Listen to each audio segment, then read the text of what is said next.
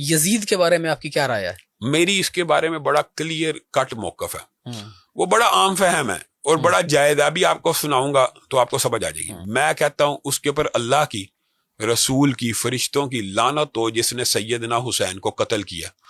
میرا علم یہ نہیں کہتا کہ اس نے کیا، میں نے جس کا سوال نہیں کیا، میں نے یزید کا پوچھا۔ اس کا سوال کا جواب یہ ہے کہ میری تحقیق کے مطابق وہ ملوث نہیں ہے، اگر وہ ملوث ہے اس کے اوپر اللہ کی لعنت ہو۔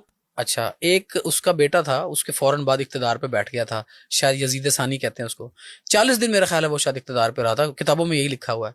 اس نے کہا کہ میرے اوپر اتنا بڑا بوجھ ہے جو میرا باپ میرے اوپر ڈال گیا ہے، اور میں اس مسند پہ نہیں بیٹھ سکتا جو اہل بیت کے خون سے تر ہے، اور وہ پھر غائب ہو گیا، اس کو کہیں یا تو کہیں اغوا ہو گیا یا غائب ہو گیا۔ یہ بڑی مختلف کتابوں میں لکھا ہوا ہے۔ نہیں یہ روایت ضعیف ہے۔ دوسری بات یہ ہے، میں اس کو ڈیفینڈ نہیں کر رہا، میں نے تو اتنی بڑی واضح بات کی ہے کہ سیدنا حسین کے قاتل کے اوپر اللہ، رسول اور فرشتوں کی لعنت ہو، ہم اس کو ڈیفینڈ نہیں کرتے، لیکن یہ کہنا اس نے کیا ہے تو یہ بات وہی ہے کہ اس بات کا مقدمہ کس کو درج کرانا تھا؟ اہل بیت کو۔ اہل بیت میں سے آپ ثابت کریں کسی نے کہا اس نے کیا، بات تو یہ ہے۔ یہ بڑی عام اہل بیت تو بیچارے اس کے بعد جس حالت میں تھے، اور بعد میں بنو امیہ اور بنو عباس کے دور میں جس حالت میں رہے۔ راؤ صاحب یہ باتیں جو ہے نا، یہ پروپیگنڈا وغیرہ، میں اس کا ڈیفینڈ نہیں کر رہا، لیکن کوئی ایک مستند روایت کے محمد بن حنفیہ، اچھا چلیں واقعہ کربلا کے جو سب سے بڑے گواہ ہیں وہ کون ہے؟ امام زین العابدین ہے نا، ایک ہی امام ہے نا، ان کی کوئی الفاظ دکھا دیں۔ یہ نہیں ہے بات۔ اس کے بعد کتنے عرصے وہ کہاں رہے تھے سب کو پتا ہے؟ نہیں یہی نہیں، سب کو یہ ساری باتیں من گڑت ہیں۔ ایک بات بھی اگر درست ثابت ہو، ہم تو سند کے اوپر چلنے والے لوگ ہیں، ایک روایت صحیح سند سے ثابت ہو، ہمیں اس کے ماننے کے اوپر۔ آپ میرے سامنے دیکھیں، میں پبلکلی کہہ رہا ہوں، آپ میرے سامنے ایک روایت پیش کریں اس کے قتل کے اندر ملوثہ، میں اس کا نام لے کے لعنت کروں گا۔ یعنی آپ یزید کو ملعون نہیں رحمۃ اللہ علیہ سمجھتے ہیں؟ نہیں، میں اس کے بارے میں خاموش ہوں۔ ہمارے اہل حدیث اسکول آف تھاٹ، سنیں اہل حدیث اسکول آف تھاٹ ہے نا، اسکول آف تھاٹ ہے یہ پورا، کہ اس سے نہ ہم محبت کرتے ہیں نہ اس کو ہم گالی دیتے ہیں۔ کیوں؟ اس کی ایک وجہ یہ ہے، مجھے بتائیں کہ ہر برے بندے کو گالی نکالنا کیا فرض ہے؟ میں کہتا ہوں ایسے آدمی کو تو عین ایمان ہے، عین ایمان ہے، جس نے سیدنا حسین کو قتل کیا وہ ملعون ہے، بس بات ہے۔ آپ بات سمجھیں، ایک بندے کی تحقیق کے مطابق بات کرنی ہے نا، ہم نہ اس سے محبت کرتے ہیں نہ اس کو سب و شتم کرتے ہیں۔ ہمارا تو عقیدہ تابعین کے بارے میں بھی یہ ہے، ہم اس سے اگر اوپر والی سٹیج میں جائیں تو اس کے اوپر تو اجماع امت ہے کہ کسی صحابی کے اوپر تو سب کرنا ویسے ہی۔ یزید کے بارے میں تو پتہ چل گیا کہ آپ اس کو معصوم سمجھتے ہیں۔ نہیں، پھر وہی بات میں کہتا ہوں، سیدنا حسین کا ہر قاتل ملعون ہے۔ اگر وہ شامل ہے تو مجھے اس آپ کی تحقیق میں وہ شامل نہیں ہے نا؟ میری تحقیق میں شامل ہے۔ معصوم ہونا الگ بات ہوتی ہے، معصوم تو نبی ہوتے ہیں۔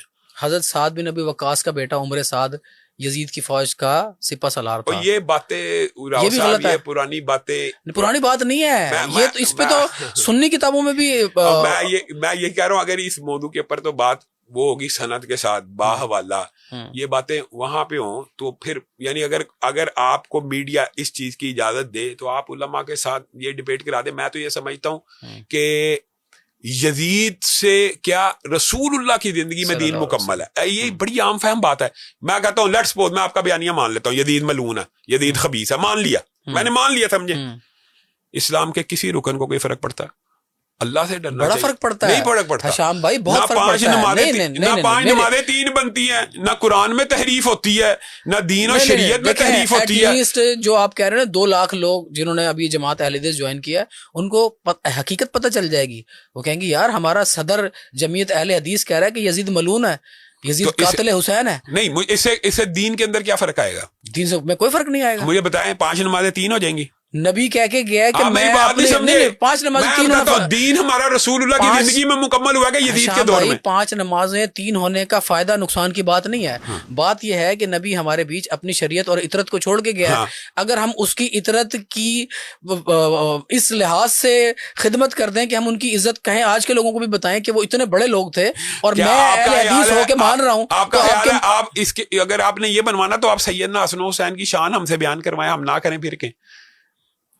اب بات سمجھے، دیکھیں میں تو یہ ایک ایشو ہے متنازع، دو اسکول آف تھاٹس. میں ان بتاتا کی ہوں، شان آپ کے منہ سے بیان کروانے کی مجھے ضرورت اس لیے نہیں ہے کہ نبی پاک صلی اللہ علیہ اللہ کے وسلم، منہ سے بیان ہوگی. دیکھیں نبی پاک صلی اللہ علیہ وآلہ وسلم ان کو جنت کے سردار ڈکلیئر کر کے چلے گئے ہاں تو پھر اور جنت اس ایک کے ہی ہے، اوپر اس کے اوپر کوئی اعتراض ہے؟ اور جنت ایک ہی ہے. اس جنت میں اسی لیے ہمارا یہ عقیدہ کہ جنہوں نے انہیں شہید کیا ہے وہ ملعون انسان ہے. بھائی جس جنت کے وہ سردار ہے نا، اس جنت میں آج کے نیک لوگوں سے لے کے نا صحابہ کرام اور انبیاء کرام تک سب ہوں گے. اچھا مجھے اس جنت کے وہ سردار ہیں، تو ان کی تعریف بیان کروانے کی ضرورت تو کسی سے نہیں ہے. آپ یہ جو بات کر رہے ہیں اس سے یہ مفہوم نہیں نکلتا کہ وہ نبیوں کے بھی سردار ہوں گے. نہیں جنت کے سردار تو ہیں نا، جنت کے نوجوانوں کے سردار ہیں. نوجوانوں سے مراد یہ ہے کہ جو نوجوان دنیا سے گئے ہیں ان کے وہ سردار ہیں. اچھا ایک دفعہ نا ایک ضعیف خاتون نبی پاک صلی اللہ علیہ وسلم کے پاس آئی یہ حدیث اس کے مقابلے میں وہ پیش کرتے ہیں، لیکن اس کا یہ مفہوم نہیں ہے.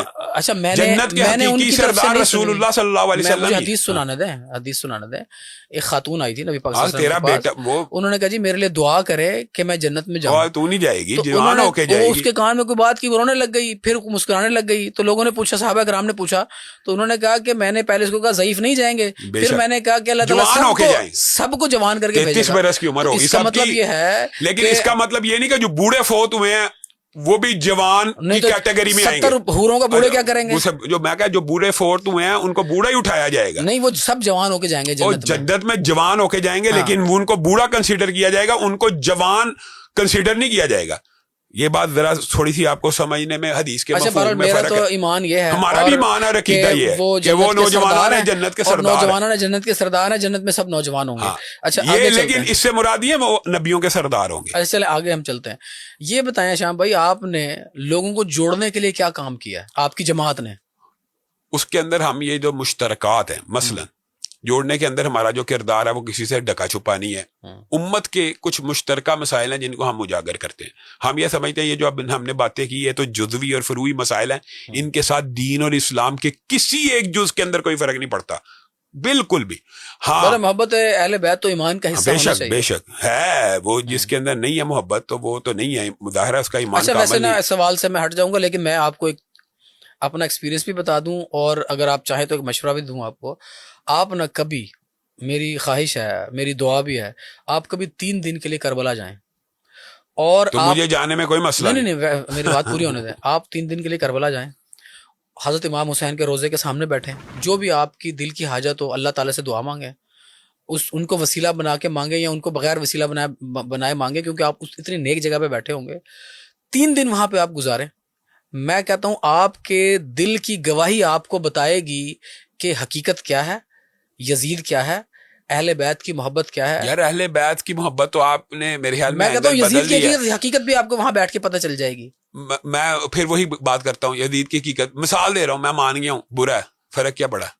کیا دین کے کسی جز کو فرق پڑا؟ ماننے سے جو ابھی آپ نے کہا، آپ میری بات نہیں سمجھتے. جز دین کامل اور مکمل رسول اللہ دیکھے گئے ہیں کہ کوئی چیز چھوڑ کے گئے تھے؟ اگر دین کامل اور مکمل دیکھے گئے ہیں تو بعد کی تاریخی واقعات سے دین کو کیا فرق پڑتا ہے؟ میں آپ کو بتاتا ہوں ہوتا کیا ہے. یہ جو آپ بات کرتے ہیں آپ سمجھ لیں، ہمارا سٹینس کیا ہے سن لیں. 11-12 ہجری سے نہیں، اگلی بات سنیں. یہ جو ہمارا سٹینس ہے اس کی وجہ سن لیں. اصل پرابلم یہ ہے کہ رسول اللہ صلی اللہ علیہ وسلم کی بعض احادیث کو ٹویسٹ کیا جاتا ہے. اس لیے میں یہ بات نہیں کرنا چاہتا، آپ نے کیا تو سن لیں. سیدنا عمار کو ایک باغی گروہ شہید کرے گا اور وہ گروہ جہنم کی طرف بلاتا ہوگا. ضعیف حدیث ہے، یہ حدیث صحیح ہے.